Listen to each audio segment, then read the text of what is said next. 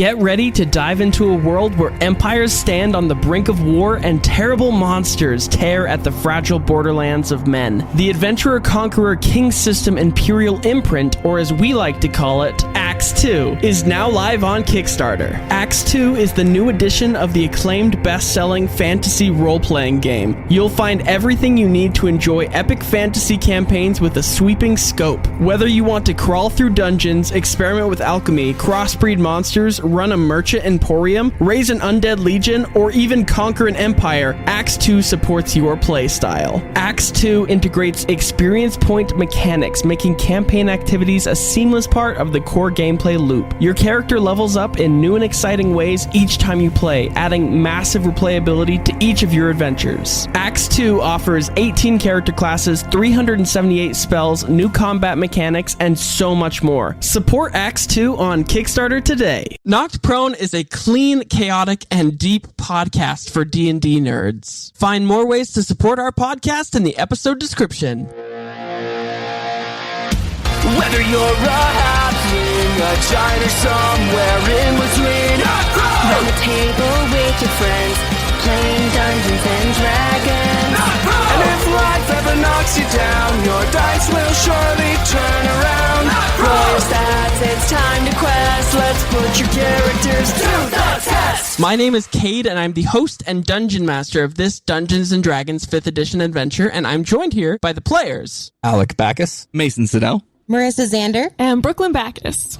Awesome! Welcome to Campaign 2, everyone! This campaign will be in the same setting as Campaign 1. For anybody who hasn't listened to the first campaign of Knocked Prone, that's okay. We won't be following the same characters, and we will be following the same storyline, but it'll be 1,000 years in the future, so there will be some spoilers to Campaign 1, but then you can kind of think of Campaign 1 as a prequel to this campaign, and you can follow along with us in the Prime Material Plane. I'm going to get us started off here by telling you what has happened between Campaign 1 and Campaign 2. 1,000 years ago, a group of 13-year-olds dropped a corrupted floating city called Great Grumbopolis to the ground, destroying the city that was once thought to be the last remaining civilization on this post-apocalyptic continent known as the Badlands. The fall of Great Grumbopolis also meant the defeat of its dictator, Amalek, and the Rakshasa demon that possessed his body. In Amalek's absence, the Badlands flourished. This span of 1,000 years became known as the Peace Millennium. In the Peace Millennium, the capital city of Greyhaven became well established. Races began to spread out amongst the Badlands, creating new cities and laying claim to newfound territories. This led to a dwarven discovery deep underneath the mountains to the south of Greyhaven, a crystalline lair that populated the space between the Underdark and the Upper Lands. These crystals were covered entirely in a runic language that no linguist in the Badlands had ever seen before. The dwarves of this mountain harvested this new crystalline substance, and for those dwarves who did not begin to worship these strange crystals that they had found, sold the rights to them to an anonymous buyer. A company called Ascended Corp, headed by this anonymous buyer, soon claimed miraculous research discoveries regarding these rune crystals. Now, these rune crystals gave access to long-distance transportation across the continent, communication between people from varying lengths, and even the occasional communication with gods. With new methods of long-distance transportation and communication, the Badlands cities seemed much closer than they had ever been before. Because these runestones allowed for people to communicate with gods, a religious surge swept through the Badlands. 10 gods are currently worshipped as the 10 true gods underneath a religious organization called the Church of the Ten. Mainstream worship of this Church of the Ten brought forth a new rebellious group worshipping 3 underground deities. We will be starting our adventure in the city of Greyhaven, which again is the economic capital of these Badlands, known for its exports of radio communication, crystal rune train systems, and of course its main source of entertainment, the Punch Bowl Boxing League. We join a wily group of bar patrons in a brawling pub and inn called Inferior. The Punch Bowl debut fight has just been won, and the underdog fighter, a dwarven boxer, was able to overcome a mighty Goliath in the ring with the help of his half-elven wingmen. Drinks are flowing, fists are being thrown haphazardly at one another. In honor of your great victory, Mason and Alec, go ahead and tell me about your characters, what they look like, and what they're doing in Greyhaven. Alec here. I'll be playing Zag. Zag is a half-elf cleric who just wants to be everybody's best friend. Cleric of the Peace Domain. He's 5'5" tall, 150 pounds, and about 20 years old. He's super outgoing and cheerful, but maybe a little naive. He has tanned skin, messy jet black hair, and deep emerald green eyes. Zag came to the city of Greyhaven looking for his long-lost twin brother, Thorn, who he was separated from at birth. Mason. I am playing Grom Iron Fist. He is a mountain dwarf fighter, the champion subclass. Fairly short dwarf. He's 4'8". He's around 34 years old, so fairly young. He has olive and ashen skin. He wears splint armor and wields a warhammer on his hip and a shield on his left arm. And you can see that he has the cloth that boxers and stuff like that will put around to help their injuries recover. He is in Greyhaven because he is attempting to win the championship and glory for his family name in the boxing arena at the Punch Bowl. He currently has orange-red hair, antlers, and gills across his neck, looking like a pretty crazy person considering he has olive and ashen skin, so his hair just stands out starkly. Yes, Grom is definitely a science experiment gone wrong. And if you're interested in hearing why that science experiment went wrong, you can check out our prequel episodes that we recorded at patreon.com/knocked. We have 2 episodes with both sets of our characters, so that's 4 prequel episodes total. It is well worth it. They are amazing episodes. Seriously, so worth it. So go on over to patreon.com/knocked and check it out today. Grom, you have just defeated this Goliath in the boxing ring. Drinks are flowing. You've ordered everyone their next round. You're standing on top of a table, yelling huzzahs. Zag, who is quite the lightweight, not very much of a drinker beforehand. How many drinks have both of you had, should I ask? I'd say within an hour, probably just 1 or 2. Okay. Zag is also 1 or 2 in, but he gone. Okay. Absolutely gone. Wonderful. Grom, you're kind of a little buzzed. Zag, you are feeling well inebriated. But as you guys are sitting here at this table, people are clapping you on the back, Grom and Zag, both congratulating you with your glorious victory. And into the brawling pub, a group of 3 cloaked figures appear with these stooped postures, pig-like faces, prominent teeth that resemble tusks. The smell of streets after an unusual muddy rain waft in as this ragtag crew bursts through the door. Now, dirt is staining their skin, a deep mauve hue. A great axe is hung on each of their backs of each of these hulking bounty hunters. Their dark eyes are clear, seeking, and precise. White at the knuckles, their broad hands each struggle to hold back a rope, each with a velociraptor strapped to the other end as the velociraptors sniff in your direction. Now, there's only 2 velociraptors and 3 orcs. You guys both recognize one of these orcs as the orc that you fought previously today. He seems to have gotten other buddies also with velociraptor pets to come and search for you guys and seek revenge. We see them enter, both of us. I'd like to attempt to stand up to kind of hide Zag while he's sitting down, because you're probably like 2 feet taller than me, so... And Zag's gonna stop you right there. He's gonna say, "You know what, Grom? I'm tired of running from these fools. Let's take them head on. You can take on a Goliath. You can take on 3 orcs. We got this. Let's go." He's gonna start just drunk walking right towards him, finger in there. "Hey, you." Zag, you walk up to these orcs and you point in their face, slur your speech as you're yelling at them. And then when I realize Grom hasn't come to stop me, I'm gonna be like, "Grom!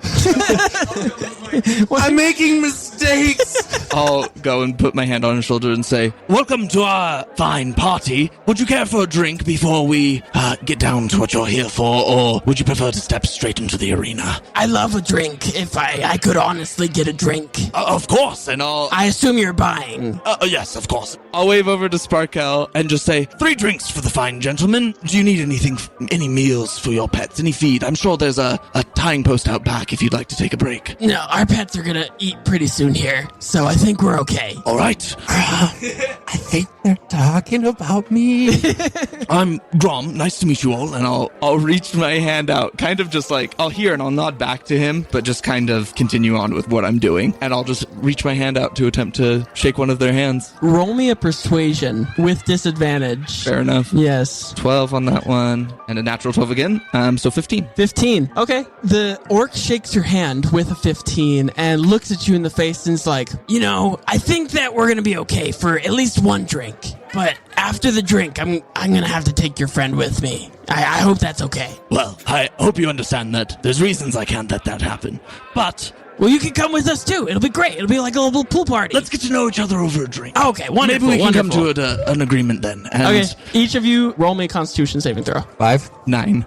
Wonderful. Okay, one of them gets a 4, the other 2 get well over 10.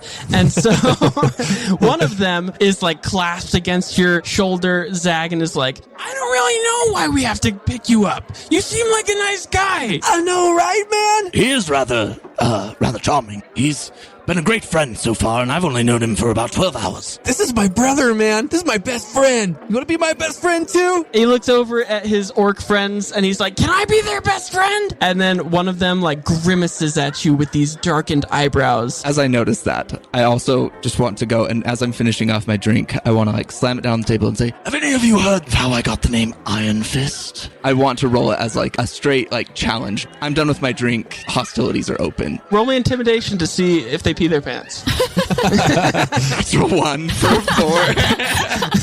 4. Grom, as you say, do you know why they call me Iron Fist? One of them's going to say, no, but I know why they're going to call you Iron Lung after this. Why are you guys even chasing me anyway? I mean, it's business. We're mercenaries. We've been hired to take you to your father. I've never even met the guy. Oh, well, you're going to meet him today. With that, let's roll initiative. 4. Grom, with a 17, you are up first. Both of these hostile orcs get up and they are still holding their velociraptors. The one that you guys have met earlier today is super inebriated, hanging out with Zag, arm around his shoulder, singing some bar songs with him. But with that, they are going to start approaching you, but you get to jump on things. Okay. I'll assume I have my shield on my back and like everything sheathed because Yeah, of course. we're in a bar. Well, how about a demonstration? And I'll throw my tankard towards the closest one as like a blinder, and then I want to just follow it up with an uppercut. Natural 17 plus 5, so 22. That'll definitely hit. Cool.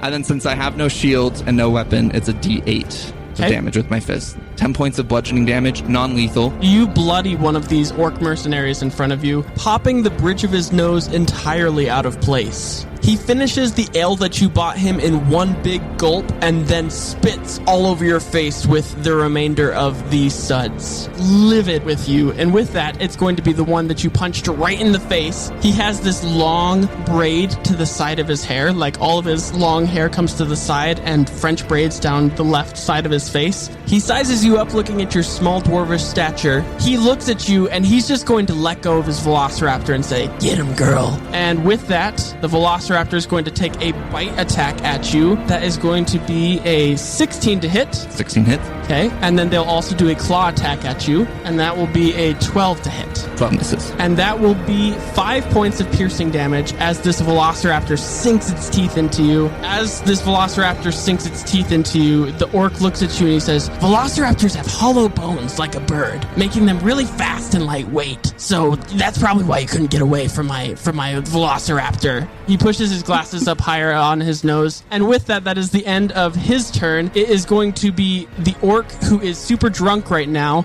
He's going to roll to see. He's still super, super drunk. And so he looks at you, Zag, and he's like, you know what? You sound like a great guy. I don't want you to get hurt. And he's going to provide the help action to you for his turn. And with that, that's the end of his turn. Zag, you are up. Oh, boy. So you will have advantage on an attack roll or whatever you do because he's provided the help action to you. I'm going to say, leave my friend alone. And I'm going to try and cast Charm Person on that kind of lead orc guy that started the fight with Grom. Okay. Must make a wisdom saving throw and does so with advantage if you are fighting it. That is a nat 20 on the first one. I'm sorry about that. So he looks at you and he spits in your direction and he's like, absolutely not. Don't cast magic at me. All right, then I'm just going to pull my shield out and be ready. With that, it is going to be the second orc's turn. He walks up to the nearby bar and grabs a bar stool out from a half-elven woman and is going to attack you, Grom. 21 to hit. Yeah, that hits. 7 points of bludgeoning damage as he hits you over the head with this chair. And as he hits you over the head with this stool, the half-elven woman, if you could describe your character for me, please. Yes, so my name is Marissa. I'm playing Efimia, a half-elven warlock, subclass fiend. Efimia is going to be about 5'4", about 145 pounds, and obviously has some elven features. She has long red hair that is tied back into a thick braid, and she has gold eyes and pale skin. She has kind of broad shoulders for her stature, and she's wearing a well-kept, just casual dress and a tattered cape. Efimia is in Greyhaven because she is looking for somebody who may have grown up with her mother in Evermeet, and she was told that a childhood friend of hers was in there, and she's hoping that she might be able to tell her where her mother was last seen. So this orc has just stolen a chair out from under you. You have spilled your drink a teeny tiny bit on yourself. As he's stolen this bar stool out from under you, what are you going to do? First off, I stumble a little bit. I'm not very tall. My feet were not quite on the ground. Efimia's going to look around and just kind of glare that orc down and say, excuse me, I was using that. Take the glass and throw it at him. Okay, wonderful. Roll me an attack. 1. A 1. Okay. Zag, roll me a dexterity saving throw. 11. So with an 11, this glass shatters into the side of your head. You're going to take 2 points of piercing damage. I'm not cut out for the city. 2 points of piercing damage as this tankard slams into your head. Is that the end of your turn, Efimia? Yeah, I'm just going to crouch down and look at the person next to me on the bar. Why would you do that? Brooke, go ahead and tell me about your character and what they look like and why they're in Greyhaven. Yeah, so my character's name is Selene. Her last name is Litigate. She is an Aasimar phantom rogue. She's very level-headed, like a passionate perfectionist with a very feminine and polished look. She has blonde hair, blue eyes, and beautiful pink clothing with gold accessories. I am in Greyhaven because recently my deceased grandmother shared with me in a phantom vision that a turtle person is the one who killed my parents and some council members from my hometown, and she told me that I could find him here in Greyhaven, so that's why I'm here. Turtle people are known for being really like a good, peaceful people, so I'm very driven with a need to interrogate him and find out what his purpose was in killing people from my hometown. So Selene, as you watch your friend just huck a tankard of glass at some bar patron and nail him in the side of the head, what are you doing as you watch your friend also get their bar stool taken out from under them? So I was very displeased in the first place that a bar fight had broken out. Like the last thing I wanted to do. All I wanted to do is eat some food and go to bed, and suddenly I'm in the midst of violence. So I was honestly ignoring it though until obviously it got a little bit closer. Efimia's accidentally picking a fight with the wrong people. Sorry. I'm gonna take her by the arm. I'm gonna since you're not sitting anymore, I'm gonna kind of push you behind me and say, all right, I think that's enough from you. How many drinks have you? I didn't even think you were drinking. Is your aim really that bad? You're just gonna stay here, okay? Let's not throw any more things. I'm not going to take that much credit here because, I mean, if you saw, he started it. Well, not the guy who I hit the glass with, but that was just an unfortunate accident. I'm gonna roll my eyes a little bit at you, but then I'm gonna whip my head back around to see if anybody's staring at me, because of the thrown glass, or I don't know if they're paying attention to us at all, but I'm just gonna give aggressive eyes to anybody looking at us, hoping to keep them away. Okay, yeah, roll me intimidation. 6. As you are glaring at one of these orcs, one of the orcs turns to you and says, Gurma, I think you got a girlfriend. Maybe we could talk to her after. You did not intimidate him at all with the 6. And with that, is that the end of your turn? No, I would like to draw my weapon, obviously. How close is he to me? He's about 10 feet away. All right, well, I'm going to draw my owl pike and swing at this guy. A 4 to hit. A 4? Unfortunately, their armor class is a little bit higher than a 4. In my like blind rage and in the like quick decision-making moment that I decided to like fight this guy, I'm going to say that I like took it out and blindly swung it. Totally miss. And I'm like fuming though. For the viewers at home who don't know what an all pike is, can you go ahead and describe what it looks like for me? Yeah, so an all pike is like a bow staff, but it's got blades on both sides. And then with that, we're going back around to Grom. You are up. So you just watched your buddy get hit with a tankard of green ale in the side of the head, and there's 2 velociraptors on you. I have so many mixed emotions right now.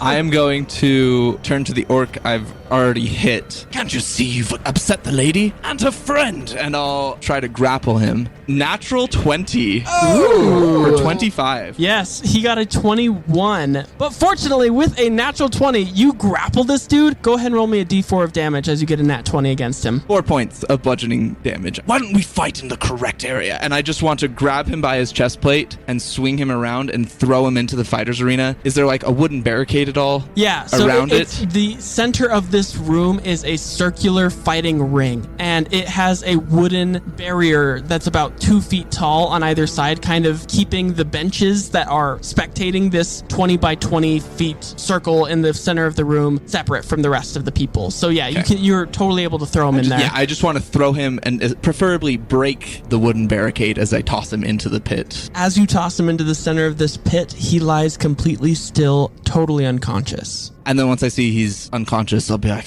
oh, lightweight. And I'll turn towards the velociraptor that's attacking me. And I'd like to use my bonus action to use a second wind. So I regain 9 points of HP. Okay. And roll me a performance check as you throw this orc into the center of the arena. 15. As you throw this orc headfirst into the arena and it splinters everywhere, heads all in the brawling pub turn towards you and go, and fights break out haphazardly everywhere. People are cheering you on. I want to say that's where I get my second wind from, and I want to turn to Zag and just say, isn't this great? And I'll head forward into the velociraptor. Best night of my life! Speaking of Zag, though, the orc that is buddy-buddy with you rolls an 18 to see if he stays drunk. He kind of like shakes his head and he's like, where am I? What? You put something in my drink!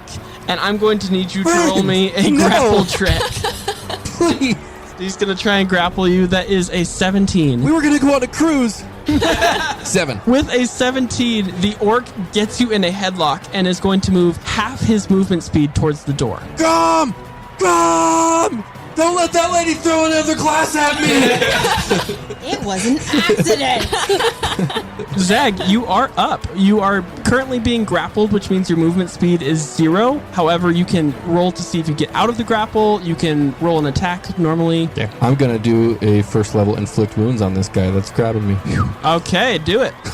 That's going to be a 19 to hit. Yes, that will definitely hit. So as he does that, he's got me held, right? Yeah. I'm going to grab around him, grab around his back, and you're just going to see like a black, almost like food is burning. Black smoke just starts to sear off of his back, almost like he's being burned in a way. That's 11 damage. 11 damage. Okay. You burn the skin off of his bones, basically. In fact, he drops you. Like, literally, you've bloodied him well past his bloody mark, and he drops you to the floor and starts, like, reaching at his arm where you had him grasped. And, what is this? Devil magic? What did you do to me? I'm sorry, I've never done that before.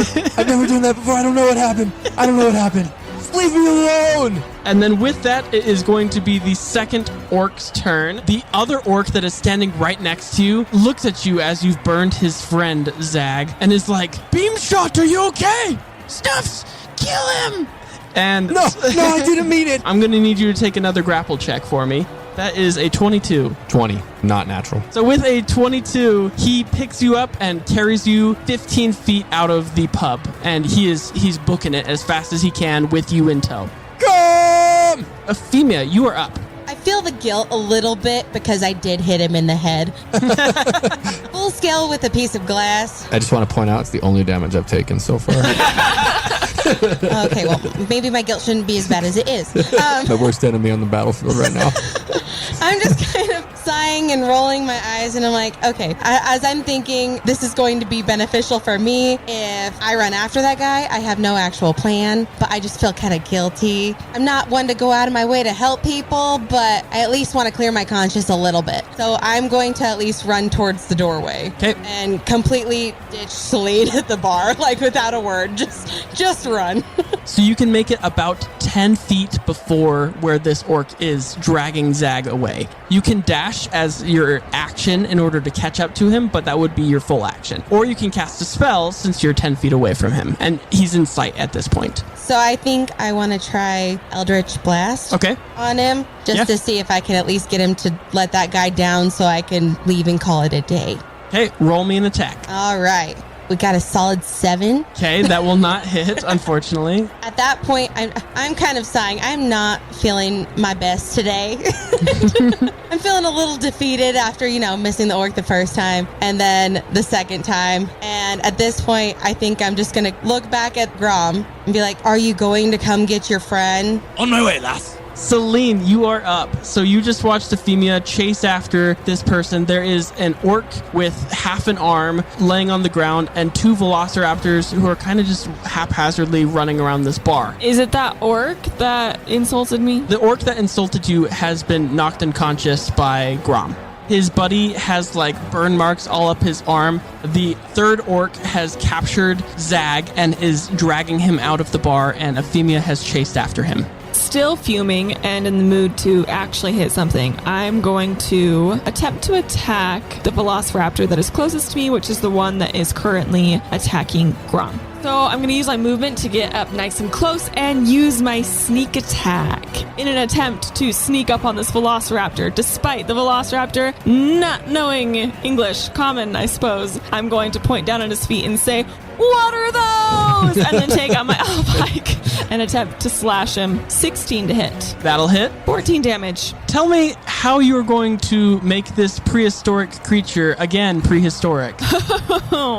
I am going to take my all pike, and instead of slashing him, I'm just going to do a forward plunge and just push it right through his chest. You carve this velociraptor turkey and get some Gravy flies everywhere. Gravy flies everywhere. There's some feathers on the floor. Grom, you are up. I'll kind of look down surprised, a little bit sad. Grom does not like death unless it's absolutely necessary, but it's an animal, so he doesn't feel too heavy about it. And he'll look back at Selene, "Nice one, butcher." And then I want to yell, "Get back here!" And I want to take out my warhammer and just chuck it at the orc that is carrying. I do a curtsy, but by the time I do a curtsy, he was already long gone. The nod towards you, and then immediately back into action. Yeah. My character is very hyper-focused. You can just hear with every step of the orc going, you can hear Zag going, A 16 to hit. A 16 will hit. Okay, 9 points of bludgeoning damage. And then I want to use my movement to move forward to the orc. Then, because it is a dire situation, I want to use action surge. And as I'm running forward, I basically just want to jump and attempt to hit him with both my feet. So 21 to hit. That'll definitely hit. So another 6 points of bludgeoning damage. I assume this will knock me prone as well, but I accept that. So. Yes, so you are knocked prone. Everyone gain a point of inspiration. First of the campaign. Woo! But as you do this flying jump kick towards this orc, both of your feet connect straight into his head. You knock this orc unconscious. He crumples to the floor, his body completely limp, and Zag yelling all the way down.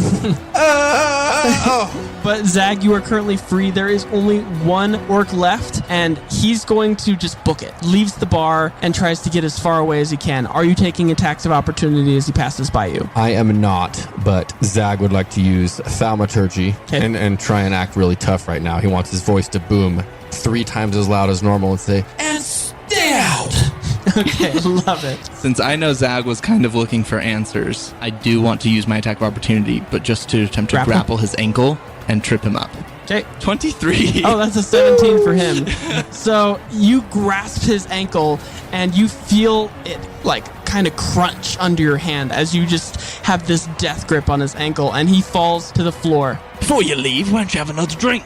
We have a few more questions. And I'll kind of grab him by the back of his armor if possible and just pull him up. Yeah, so you drag this orc back into Inferior and you slap him down on the bar stool in front of the bar and sit next to him. You notice that the bar has kind of calmed down a little bit, seeing that you've won this fight. However, there are still patrons all around you wrestling. The velociraptors have also left without their masters controlling what they were doing. They would rather be wild animals anyway. So they book it out of the brawling pub, and you have an orc that has a severely singed arm, and you guys all approach the bar. And what are you up to? Is this the one that I burned? Yes. That Zag burned? First thing I'm going to want to do is I'm going to want to go and do a cure wounds on him first level. Yeah. I'm saying, I'm so sorry. 6 points healed because I don't really know what I'm doing quite yet. But this should do it. And you're going to see kind of like a black soot almost form and then fall off. And his arm looks a little bit better than it did before. I'm saying, I'm sorry. I didn't mean to do that. I didn't know. I'm still learning what to do with all of this. I probably just shouldn't have attacked you. You really are a nice guy. We're going on that cruise, man. We're going on that cruise. But anyway, I'm still kind of drunk. What? Why are you guys after me? You've been after me my whole life. Why are you after me? Your dad wants us to kill you and bring him to you, alive or dead, really. But why? What race are you? Half-elf? Your dad's a human, and do you know what that means? What? Well, he doesn't want you. You're Oh, no. his heir. You and your brother that we can't seem to get a hold of. Thorn? You know where Thorn is? You don't know where Thorn is. We sure know somewhat of where Thorn is. Can you tell me? I've been looking for him. Sparkle, 2 more rounds. As I'm just sitting next to this watching. Throw it on my tab. Sparkle, the Warforged bartender, slides over to you and says, Absolutely. Putting it on your tab. and she walks away and goes to fill up your drinks. The orc looks at you and says, your brother, he's part of that church, that stupid church that hates the gods of the Ten, the Church of Amulek. Church of Amulek. I've never even heard. Did you know anything about this, Grom? Would I know anything about Roll me a history check. 14? Do they have anything to do with stoneworking or something like that? If so, 18. Grom, you've heard of the Church of Amulek in the mines when you were working. People have brought pamphlets to talk about Amulek, and he's known as the people's god, and he is this god that people believe was wrongfully killed in his human body and is going to come back one day and will seek vengeance on those who don't follow him. And so because of which, the Church of Amulek is very, very devout to this god. Kind of like a cult a little bit. Kind of like a cult, yes. I'll kind of go and say, only thing I can remember is that some of the boys in the mines would talk about it. It's like a weird cult thing. They believe that there's some guy, Amalek, I guess, who is gonna come back and save us all, relieve us of our oppressors, stuff like that. I guess that doesn't sound so bad. You put it like that. They also said that if you didn't follow him, you were dead. Oh no. So, a bit of a fanatical sort, but... Oh, okay. What does Thorn have to do with the church? Oh, your brother? He's the leader. He's the person that we've been trying to get a hold of him. People keep posing as fakes and stuff of him. And so I thought you were a fake the first time I saw you, but my velociraptor smelled you and I knew it was you. Does he look like me? Exactly. Wow. This is going to make finding him so much easier, Grom. I think so. We found our first lead. Before we forget, and I'll motion over to these two and say, I think you owe these ladies an apology. You interrupted their drink. I'm very sorry that my friend picked up your chair and then hit on you. That was very wrong of him to do. And people in bars should know that you shouldn't hit on random women. And I'm sorry for that. Or men, for that matter. And I'll tap him on the shoulder. Good man. I feel like Efimia and I are just wide-eyed staring. Thank you. Sparkle, another 2 drinks for the butcher and princess. Am I the butcher? You're the princess, she's the butcher. Yes. I assumed you were talking about me as the princess. I curtsy at you, and then I realize you mean me as the butcher, and I'm gonna deflate a little bit. Coming right up for the butcher and the princess. Saving names in database. Deep frown. No. I'll I'll add it to the tab. Thank you very much, Sparkle. You're welcome. You guys sit and enjoy drinks. The city guard come in and ask you if you would like for them to take this orc away. Quite. If you have lodgings for the velociraptors as well, that would be preferable. As I don't really have the means for taking care of them right now. 2 centaurs walk in, dressed in these city guard uniforms, and one of them looks over at you and says, I'm really glad that we could take care of this for you. Right away, sir. And he shackles the orc and carts him away. Take care of him. We'll go on that cruise someday. I won't forget you. And the orc leaves, and you guys are all sitting at the bar. I would at least like to look, but the obvious other half elf. By the way, I'm sorry about my terrible aim. Oh, Zag's gonna grab the side of his head. It's all in the past. Thanks for trying to help, though. Yeah, I saw what you did to the guy who didn't help you out, and wanted to make sure I wasn't on that end of things. Oh, just forget all about that. You don't need to worry about that. That won't ever happen again. That's an accident. Oh, okay, I appreciate it. So, princess, both half-elf, are you related? Yes? Sister? I don't think so. I was an only child, so. Cousin. You'll see that. Whatever makes you feel better. I haven't seen many half-elves around the city. What are you guys doing here? I'm just looking for an old friend and happened to run into my new friend here. And what was your name? My name is Selene, and I'm here searching for somebody as well. Didn't realize we shared that in common, Efimia. Oh. Who's everybody looking for? Maybe we can all help each other out. I'm looking for a turtle person that I have a bone to pick, but it shouldn't be too difficult for me. I have heard where he is, so shouldn't really? be I know a lot of too hard. turtles. Really? I came from the South Turtle Port. Oh. That's where I've been living. Interesting. There's a chance this person may have come from there. Oh, crazy. Who are you looking for? What's your name? My name is Efimia, and I'm looking for a really good fortune teller I heard was in town that might have some connections with my own I'll hometown. look excitedly at Grom as she's saying that. I'm going to look right at Grom. Do you want to tell her? Well, we actually What? found one. Oh. Just yesterday, actually. Really? Amazing work. She knew, like, everything about him. It was kind of weird. Weird. Oh, okay. Was she just at, like, isn't there that fortune telling house just a little bit down the way? Yeah, just south. Lady Evanette. That was her name. Okay, that is good to know. Do you happen to know if, like, she was an elf or something along those lines? She was one of those fancy elves.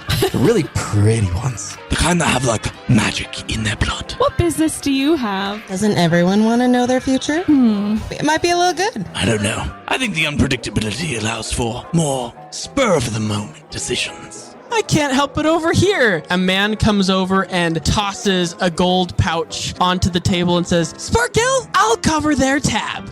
Hello, my name is Professor Pistachio, and I have a business proposition for each and every one of you. I have a really good feeling about this guy. Well, thank you for covering the tab, stranger. What are you doing here? What's your proposition? I work for a company. Have you ever heard of Ascended Corp? Oh, I've worked for them before. I worked in the mines that produce their goods. Wonderful. I know exactly where that is. We work wonderfully with people and give jobs to every race and every type of people. We at Ascended Corp love diversity. And he looks to the right like 90 degrees as if looking into a camera as he gives like a little tagline. And I'm just kind of sitting back in my chair and kind of like lightly rolling my eyes. Grom is just like full buying into it, just nodding and like drinking along. I don't think it'll make any sense, but Zag's going to put his hand on his shoulder and cast guidance. Okay, wonderful. Oh, I trust you completely. I immediately know exactly what I was going to tell you.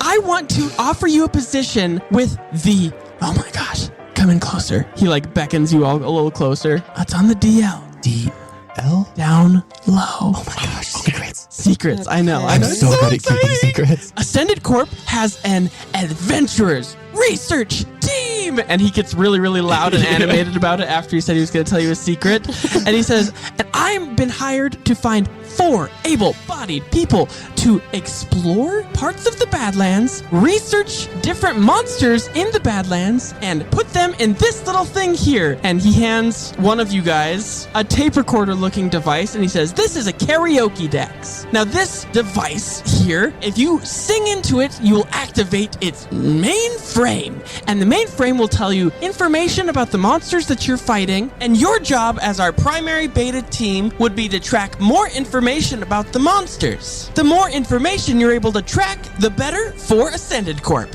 Only you can help provide support for Ascended Corp's future adventure research teams. That's amazing. Wow. Just got a couple of velociraptors, if you want to study them. Absolutely. Sing into this tape recorder, and then you'll activate the karaoke dex. Grom, you probably have the prettiest voice of everyone. Why don't you go ahead? I've been working on the railroad. Oh, the late long day. And it boots up and it says, Hello, Grom. Nice to hear your voice. Oh, it knows me. You do not recognize me? You do not recognize me. Interesting name. No. I run off the same database as Spark-L. It's a Spark-L Mini. Can we please have this? Technically, a Spark-L Nano. yeah, of course you can have it. As long as you join the research team, I'll cover your guys' bill for the night. We can go over more about what it is tomorrow. Lovely ladies, what do you say? I'm gonna look over at Selene really quick and just kind of give her like the look of like, what you feeling? How much does this pay? You're gonna pay us? Wildly paid. Ascended Corp is the #1 paying position in all of Greyhaven. Okay, that's great. Like wildly. Give me a number. How does 1,000 Badland credits per job sound? My eyes wide as dinner plates. Mine too.